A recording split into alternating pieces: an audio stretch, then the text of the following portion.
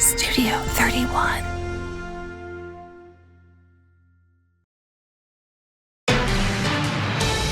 Forecast First is brought to you by Fayette Heating and Air. Hi, everybody. We're watching the potential for severe thunderstorms and flooding rains across the entire region. Flood watch is out for just about the entire Commonwealth. That'll take us through roughly the next 24 hours. That'll go until tomorrow evening. Thunderstorms now beginning to flare up on your Fox radar across the Bluegrass area. Thunderstorms are beginning to increase to the southwest of Franklin County. This is rolling its way to the east-northeast. That's a very strong thunderstorm that is developing here on the Anderson-Franklin County line. That is working its way towards southern parts of Franklin County, north of the Midway area. We'll keep an eye on that. Notice how it's connecting to thunderstorms that are beginning to go up here west of E-Town, between E-Town and Owensboro. Atmosphere is primed for some stronger storms as the overnight wears on that can dump too much rain. So we're watching the potential for severe thunderstorms and flooding rains as we end 21 and kick off 22. We'll have all that and more straight ahead on the Friday night New Year's Eve edition of the Fox 56 10 o'clock news.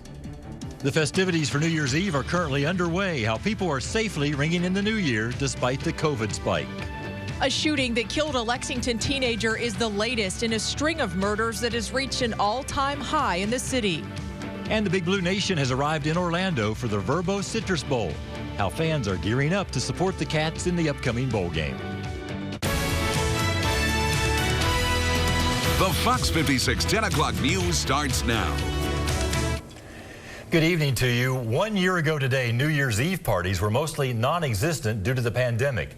This year they're happening, but another surge is here. Many businesses are moving forward with celebrations, but Governor Beshear has asked Kentuckians to scale back to help prevent the spread of COVID. Chad Hedrick is at Mere Twin Brewing, where they made some adjustments to their New Year's Eve party. He joins us live there now. Chad? Marvin and Kristen, good evening to you. Yeah, this time last year, Mere Twin was not having any sort of New Year's celebration because of a surge in COVID-19 cases happening at the time. 2021 ending just the same way now, but they are still having a New Year's Eve celebration. They've had to make some adjustments. They've got tents behind me, so that way everyone can kind of space out and still have fun, hoping that 2022 brings a little bit more normalcy. It's a moment to celebrate the start of a new year and attempt normalcy. Except COVID-19 is yet again crashing the party. We were cautious the whole time when planning our New Year's Eve because we just didn't know what was going to happen. At Mere Twin Brewing, it's a step back to how they're used to ringing in the new year, but not the full-on celebration of years past. You know, last year we didn't do anything for New Year's. The year before that, we did a casino night, which was extremely successful. This year is scaled down. Tickets were sold in advance, so Mere Twin could have a head count and plan for spacing. I think that we've done the best job we can to keep patrons safe, but also give them kind of that sense of normalcy that I truly believe everyone's craving. At the Grand Reserve, a celebration of unity after so much time apart, telling Omicron they're not letting it ruin the fun. We wanted to focus on unity because we had so much separation and isolation due to the pandemic. We still do in some cases, and so we're trying to be mindful of that, but also, you know, we want this to be an opportunity for people that are healthy, that, you know, are not sick and anything, and want to come together and have fun, bring in the new year. Long-awaited returns to celebrating the new year and hoping for a pre-pandemic life in 2022. 2020 was a hard year. 2021 was hard, but there were some, you know, some good moments, a lot of good moments, and we're really hoping that 2022 will be even better. And on Monday, Governor Beshear was encouraging people to have their celebrations outside as much as possible. Again, that's something that Mere Twin is doing here tonight. And this morning in a tweet, Lexington Mayor Linda Gordon was also encouraging everyone to play it safe, try to keep a distance, and also wear a mask if you were going to be indoors. Live in Lexington, Chad Hedrick for the Fox 56 10 o'clock news. Chad, thank you. Because of the holiday, the state did not have an update on cases today. Those will resume on Monday. A tragic addition to the record-long list of Lexington homicide victims this year. Lexington police say a 14-year-old was shot and killed last night. It happened on Betsy Lane in a mobile home park off Price Road. The coroner says the 14-year-old, Larry Perez Morales, was shot multiple times. His death marks the city's 37th homicide of the year. Tonight, Garrett Weimer has the latest on last night's deadly shooting and how experts say it fits into a trend. On Betsy Lane, bullet holes scar multiple cars along the street from the shooting here that killed 14-year-old Larry Perez Morales. One neighbor told me she heard as many as 9 or 10 gunshots and believes Morales may have been trying to take cover behind a parked camper. Now, a teddy bear marks a memorial beside the bloody grass. The teenager's death on Betsy Lane is Lexington's 37th homicide of the year, a tragic addition to the city's already record-high number police are investigating. Lexington isn't alone. The overriding factor is this is a record year. This is a record year. Lexington native Mark Bryant runs the Gun Violence Archive. Nationwide, he says the 20,000 plus killed and 40,000 plus injured in shootings in 2021 are numbers not seen since well before the Gun Violence Archive started tracking shooting statistics almost 9 years ago. Yeah, it's just constant, and the question becomes, where do these kids get the guns? And that's the question that we keep wanting to ask, and nobody seems to want to answer. Of Lexington's 37 homicides, all but one were deadly shootings. 8 victims were 18 or younger, 2, including Larry Perez Morales, as young as 14 years old. With this impromptu memorial on Betsy Lane and a growing one on nearby Price Road for 17-year-old Sergio Virados, shot and killed in October, you don't need to tell these neighbors the cost of gun violence. They already drive past a reminder every day. Garrett Weimer, the Fox 56 10 o'clock news. Police have not released any information about what led up to last night's shooting or the gunman. No arrests have been made.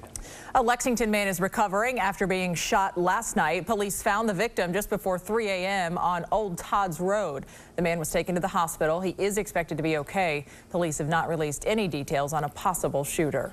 A high school baseball coach in Nicholasville has died. East Jessamine High School says Coach Aaron Thompson died last night from COVID-related complications. He was in the hospital for several weeks.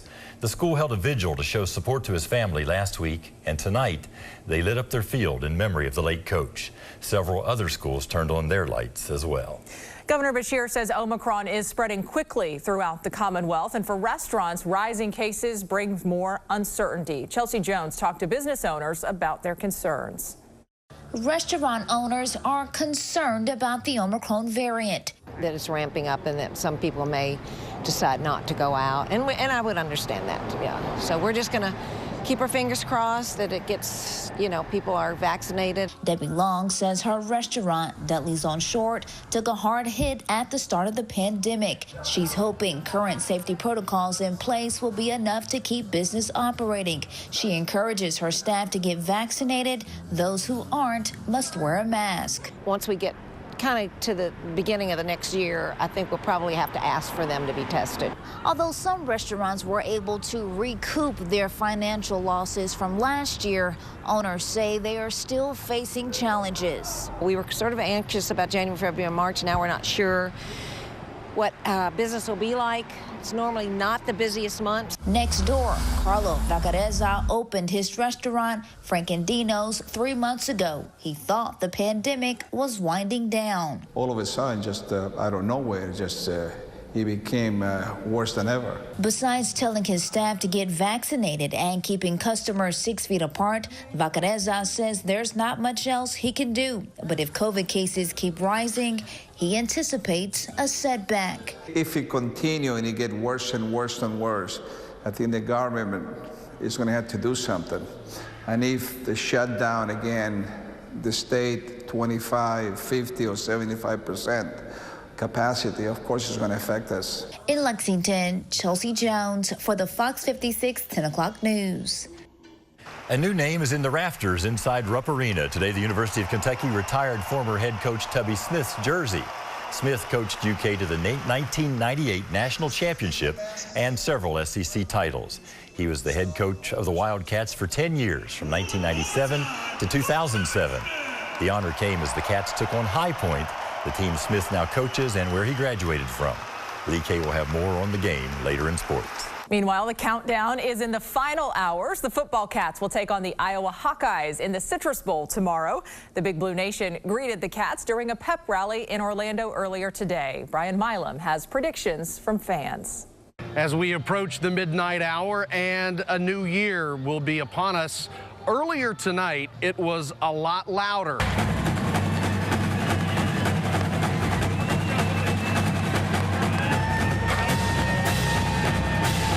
The voice of the Wildcats, Tom Leach, was the MC for the pep rally, joined by Mark Stoops, who thanked the fans for coming out. Very much, BBN, thank you again for following on.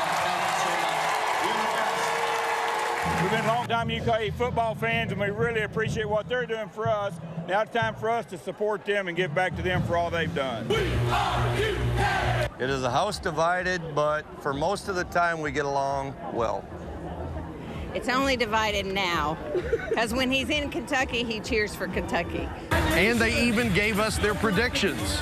It's going to be 34-24 Cats. Iowa wins because of the strength of the coaching staff. He's been there too long. They win by 6 points. My man, Tony, there's always got to be one who picks against Kentucky. In Orlando, I'm Brian Milam for the Fox 56 10 o'clock news. Kickoff for the game is at 1 o'clock. You can find it on ABC. People all over are saddened by the news of Betty White's death, just days away from her 100th birthday. How people are remembering her amazing career and kindness when we return. Going to be bumpy on this New Year's Eve and especially into New Year's Day, tracking a severe thunderstorm threat and a flood threat after the break.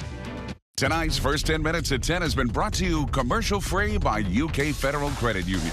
Visit any of their 6 locations to discover why it's banking only better. Daily Mail, tonight at 11. January 1st, wake up to a morning newscast that stays local from 5 to 9. The Fox 56 Morning News. This portion of the 10 o'clock news is brought to you by P-Rats. Nobody beats P-Rats. Hollywood is mourning the loss of the iconic Betty White, who passed away just weeks short of her 100th birthday. Tonight, many are remembering her incredible career, her humor, and her kindness. Fox's Ashley Dvorkin has a look back. I got a call from Lois Nyland. Oh, that's Rose Nyland. Rose, as in a series of seats in a movie theater. Betty White was a golden girl in so many ways. The acting legend graced the screen for decades, creating iconic characters, had a career resurgence later in life, and displayed a sense of humor which brought a consistent reminder of why she's considered a national treasure. All sentiments expressed by those who knew her as they learned about her passing. Ryan Reynolds, who co-starred with White in The Proposal, tweeted, "The world looks different now. She was great at defying expectation. She managed to grow very old and somehow not old enough. We'll miss you, Betty. Now you know the secret." The two had even recently exchanged funny comments after White joked in her People magazine cover story that Reynolds needs to get over his crush on her. Hot in Cleveland co-star Valerie Bertinelli also writing, "Rest in peace, sweet Betty. My God, how bright heaven must be right now." Deborah Messing called her playful and daring and smart, adding, "A national treasure indeed. Fly with the angels." Viola Davis said, "Man, did I think you would live forever. You blew a huge hole in this world that will inspire generations." Henry Winkler expressed, "It is very hard to absorb you're not here anymore, but the memories of your delight are. Thank you for your humor, your warmth, and your activism." And Seth Meyers shared how White was the only SNL host he ever saw get a standing ovation at the after party, a party at which she ordered a vodka and a hot dog and stayed till the bitter end. Stories and memories pour in as Betty White's legacy, full of laughter and heart, continues to be remembered. In Hollywood, Ashley Dvorkin, Fox News.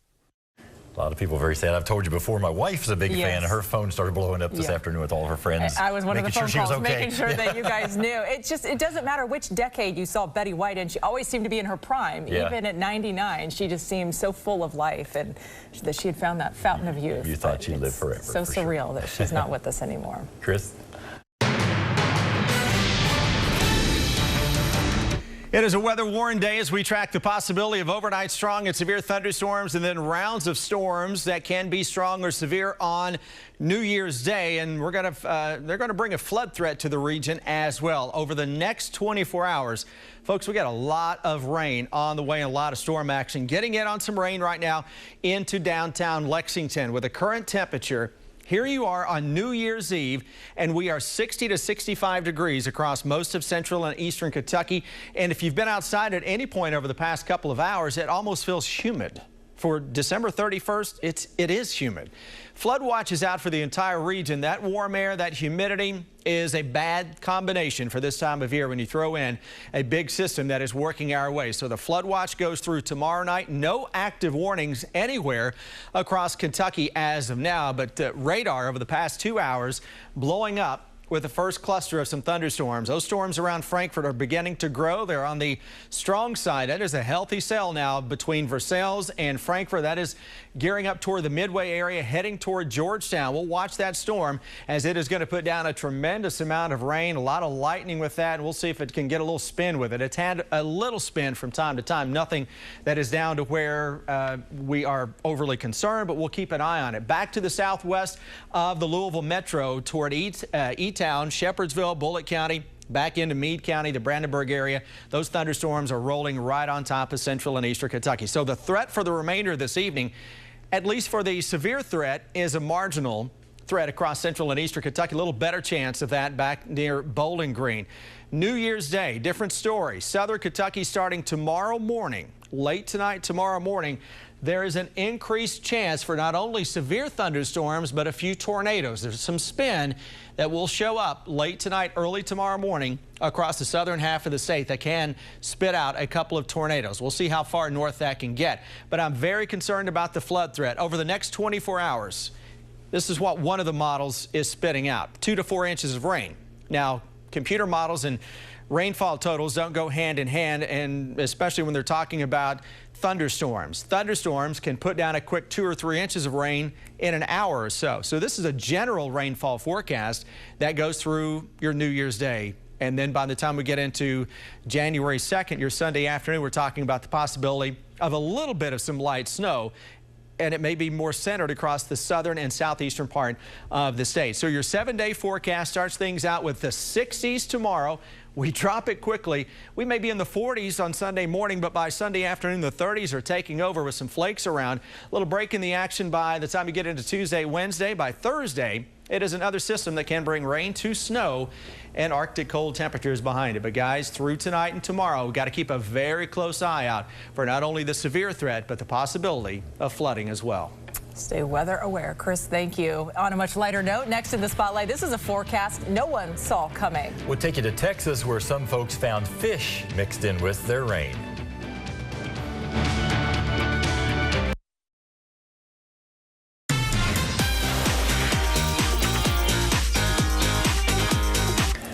Welcome back. In the spotlight tonight, it rained fish for a few minutes in Texarkana, Texas Wednesday as storms moved through the area. It happened around 4:30 in the afternoon, according to an employee of Ormax. That's a used car dealership in eastern Texas. He says he and his coworker heard loud noises and looked outside only to see fish falling from the sky. There was a loud crack of thunder, and we opened up the bay door and I looked outside, and it was raining real hard, and a fish hit the ground. And I said, "It's raining fish." And Brad was like, "No, it's not." And I was like, "No, it really is." And fish were dropping here and everywhere.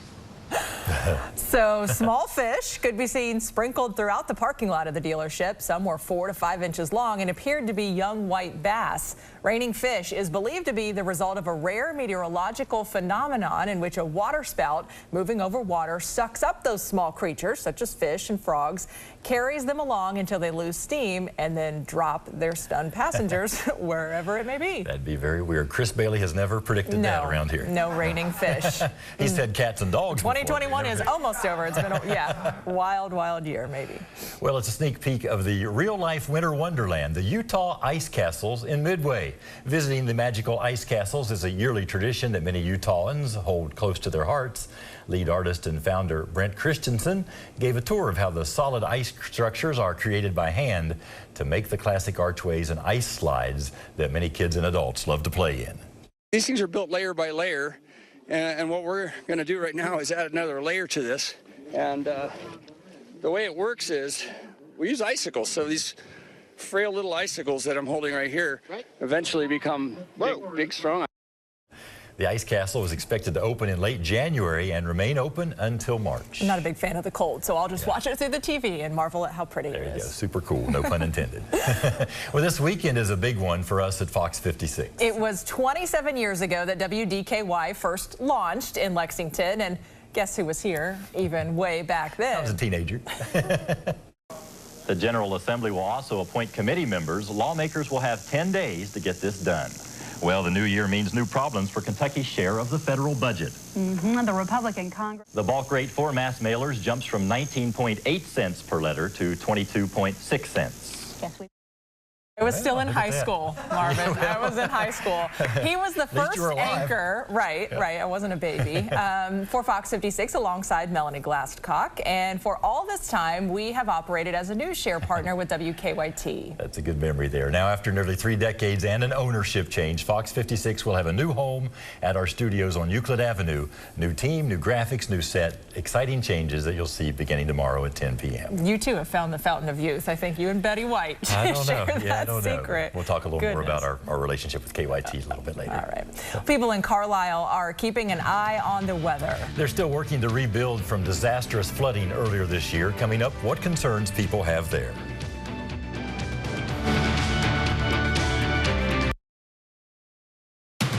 You're watching the Fox 56 10 o'clock news with Marvin Bartlett, Kristen Pflum, Chief Meteorologist Chris Bailey, and Lee K. Howard on sports.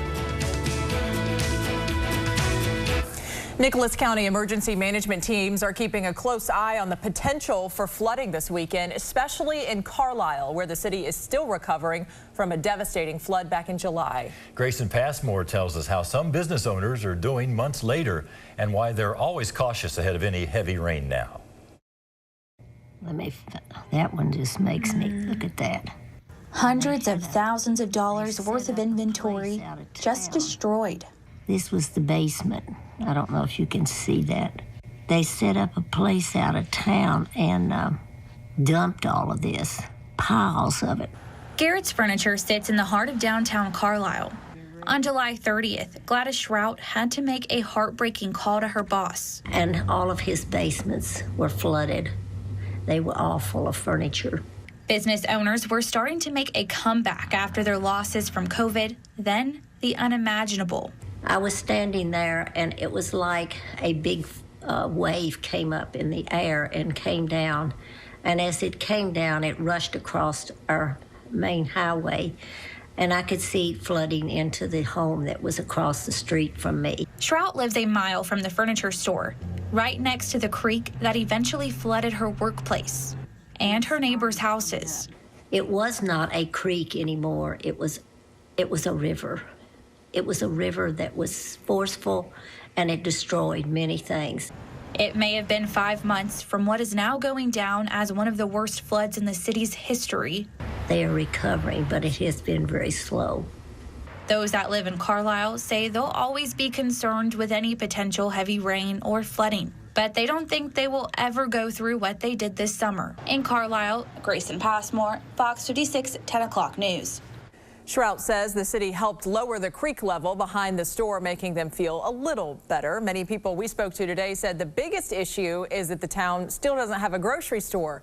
The Save-A-Lot was flooded and has been closed since July. This is a reminder that the deadline to file for low-interest loans is January 3rd for families in Nicholas County. The loans are through the Small Business Administration. Applications for economic injury must be returned by August 3rd of 2022. The state says 88 houses and 29 businesses were affected, as well as the city's wastewater treatment plant, fire station, and city garage. The estimated damage, nearly $4 million.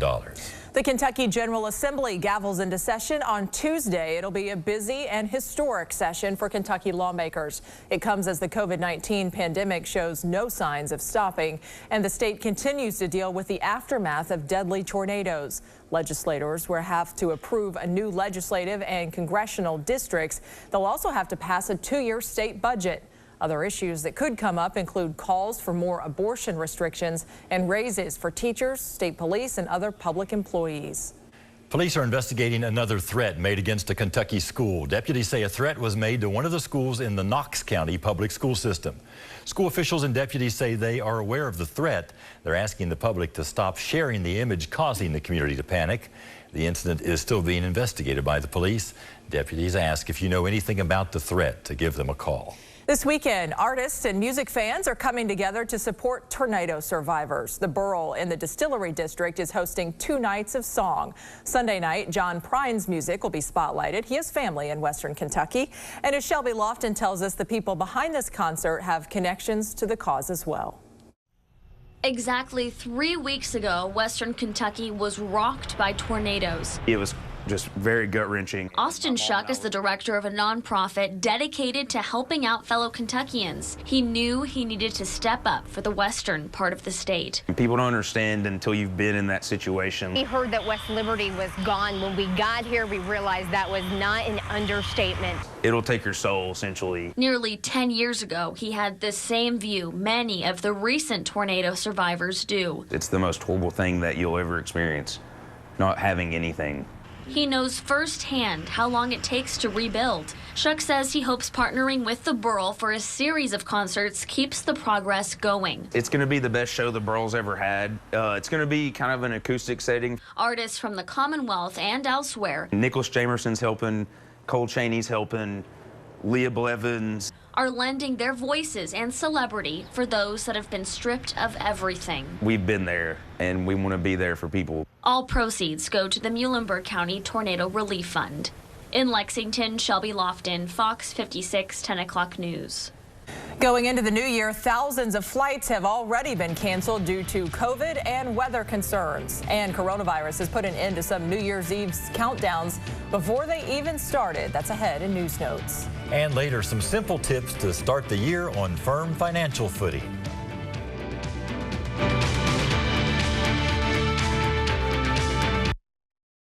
Flight disruptions are expected to continue into the new year. That tops tonight's Fox 56 News Notes. Between the coronavirus and weather concerns, hundreds of flights have already been called off. JetBlue recently announcing cutting more than 1,000 flights from the end of December into mid-January, with the potential to cancel more. Other airline companies such as United and Alaska are having similar problems. United released an apology for the disruptions. We are just a few hours away from 2022, and COVID-19 has put a stop to some New Year's Eve countdowns before they even start. Celebrations across the country have been canceled or adjusted in the wake of Omicron's surge. New York City's Times Square event is getting the green light, but it is scaled back with roughly 4 times fewer people allowed to gather. All of them must be vaccinated and masked. Thousands of people were forced to flee their homes because of wildfires in Colorado. Hundreds of homes and businesses are believed to be destroyed. Colorado Governor Jared Polis flew over the affected areas today to assess the damage. He says so far, despite the destruction, there are no reports of deaths, and says if that report holds, it would be a New Year's miracle. Coming up in sports, the Wildcats could be without one of their defensive starters tomorrow in the Citrus Bowl. Plus, Kentucky basketball honors Tubby Smith. Lee Kay has highlights in the Fox 56 Sports Extra.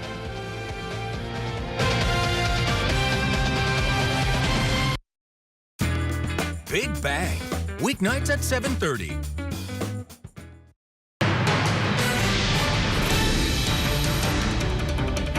Hi, everybody. Some booming thunderstorms already flaring up across parts of the Lexington metro north side of town right now with a pretty good thunderstorm that's actually on top of the Scott-Fayette County line that is rolling its way to the east. It's got a lot of storms back to the west of it, ready to move over the same areas. And because of the potential that these storms do kind of set up in a train where they just continue to pound some of the same areas over and over with torrential rain, flooding is a possibility tonight into New Year's Day. That's why just about the entire state outside of Boone, Kenton, Campbell, and northern Kentucky is under that flood watch. No active warnings anywhere across central and eastern Kentucky.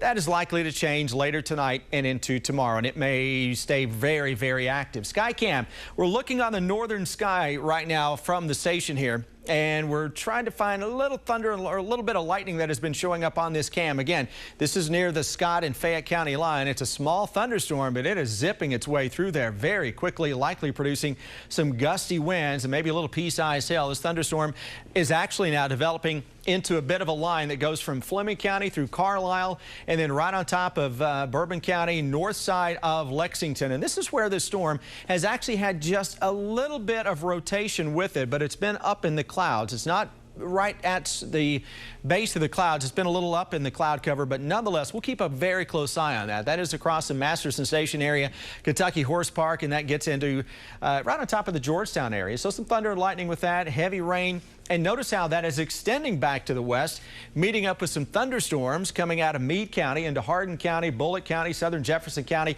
over into Nelson County.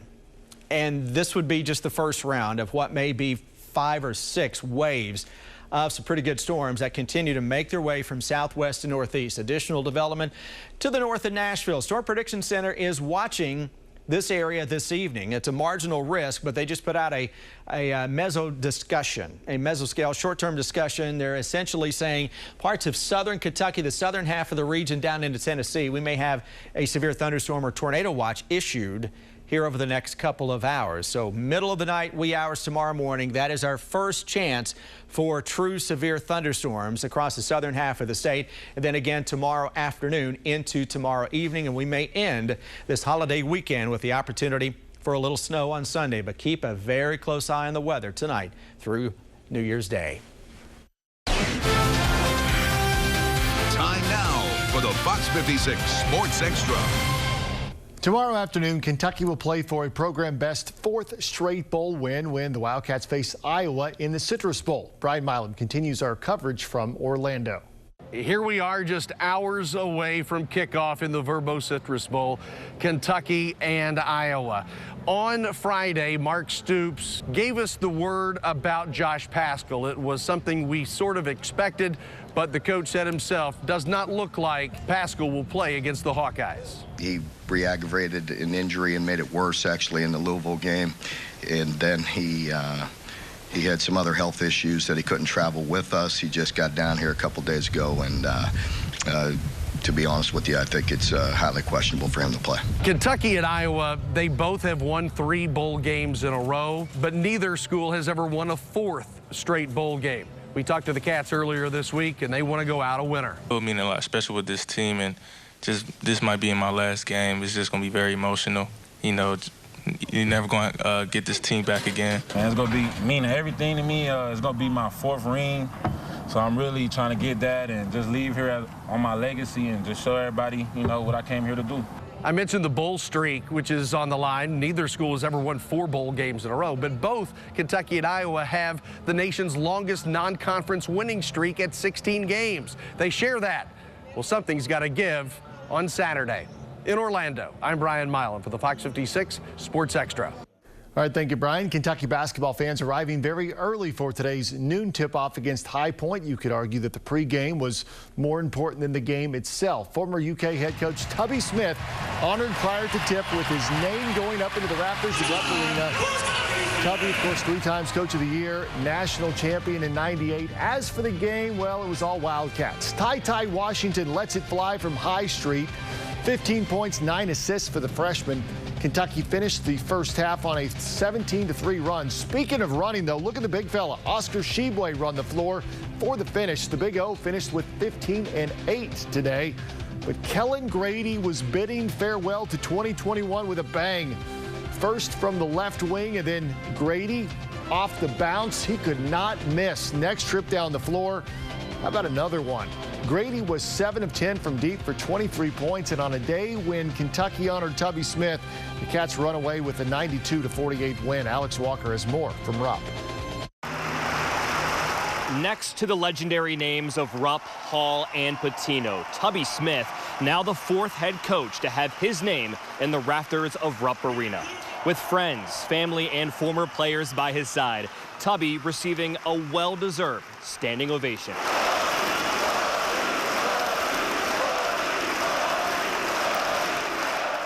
Tubby spent 10 seasons as the head coach at Kentucky, leading the Wildcats to the 1998 National Championship. Today's trip to Rupp Arena, his first since he left, and he felt the love from the Big Blue Nation. We're really honored and pleased by the reception and having a banner raised in Rupp Arena. I couldn't be more happy. Certainly, I was happy to have my family here with me to witness this moment in time. That's why it's such a thrill, it's such an honor to be a part of the legacy of Kentucky. As for today's game, Kentucky winning by 44. Kellen Grady with 23 points and 7 threes. And I have to say this just to make everyone at home feel old. Kellen Grady is the only active Kentucky player that was born when Tubby Smith won that national championship back in 1998. Kellen, at the time, 6 months old. How about that? At Rupp Arena, Alex Walker. All right, very deserving honor, though, for Tubby. Kind of cool to see him come back and be appreciated so much. Yeah, despite the beating, you can tell he really enjoyed the day. Absolutely, he did.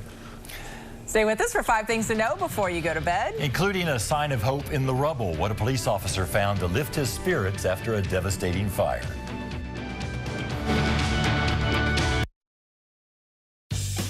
Young Sheldon, weeknights at 7. January 1st, instead of national news, come home to local at 6:30. Fox 56 News at 6:30. This portion of the 10 o'clock news is brought to you by the Don Franklin family of dealerships. Saving money, a designer egg, and hope in the rubble. Here are 5 things to know before you go to bed. After you're done ringing in the new year, here are some tips to help you keep any financial resolutions you may have. 1, start out January with a 21-day freeze on major spending. 2, set aside money in savings, but know why and be specific on dollar amounts. And 3, monitor any spending that's greater than $100. There will be one less Toretto in the Fast and Furious saga as Dwayne Johnson confirms he will not be returning to the franchise. The star said in a recent interview that he was surprised by his co-star Vin Diesel's social media post asking him to come back. Johnson says he thought he and Vin Diesel had an understanding he wouldn't be returning. An emblematic egg inspired by the Game of Thrones cost more than $2 million. The one-of-a-kind egg was designed by jeweler Fabergé. The unique design was meant to tell the tale of Daenerys and would have been presented to her if she held the throne. Thrones fans will be able to catch a glimpse of the egg when it tours the nation next year, just in time for HBO's prequel series House of the Dragon. Indianapolis police officer Michael Price says he was at a Pacers game 2 days before Christmas when he got a call that his house was on fire. He says they lost everything in the fire, including the family dog. As the officer was going through the rubble, he opened the nightstand and found a sign of hope, a Bible that's been in the family for decades, untouched by the fire. Officer Price says there's not a single mark on any page. As 2021 comes to an end, what better way to celebrate than with savings and delicious donuts? Krispy Kreme is offering 2 original glazed dozen packs for $12. The offer will be available until January 2nd, a sweet way to end the year. There you go, 5 things to know before you go to bed.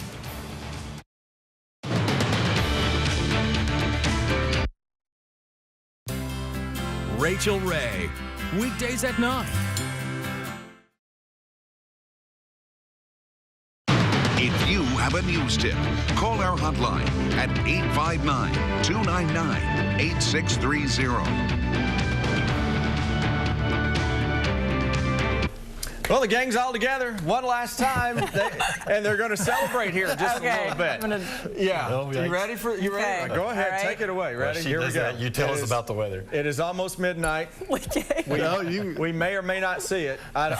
Start the weather, Chris. I can't imagine this ends well. I have not seen this. Oh, there we go. There it goes. You know what? Nice distance. One less force to remember. It was a pretty good distance. All right, radar picture. We're dealing with some storms. These have been a little strong. Nothing that is severe as of right now, so that is certainly some good news. We're going to watch those storms, though. That'll continue to make their way across the region as we go into the overnight. Severe weather potential overnight and through your New Year's Day. We're on guard for that as well. But in the next hour or two, nothing is imminent across the region. All right, we want to have a toast here tonight to all of our friends at WKYT. We've told you this relationship is ending after 27 years, but it's been a good one. We want you to know that we are so grateful. We've enjoyed working with a pleasure. You and Lee Kay and so many hundreds of people. Bill Bryant's off there in the wings, and he did our morning show for so long, and so we're really appreciative. And, people would always ask me, how the heck do you get from Chevy Chase to Winchester Road in 5 minutes between shows at 10 and 11? Secrets. Yeah, but it's been a good partnership. We just all are expanding. I guess we have growing pains. You do, but it's, you know, you guys are friends, and we're going to miss working. So many friends of this building, and it has been a pleasure working with all of you. So we'll toast to that on this New Year's Eve. Thank you for watching. Thank you to you guys. Be safe. Happy New Year.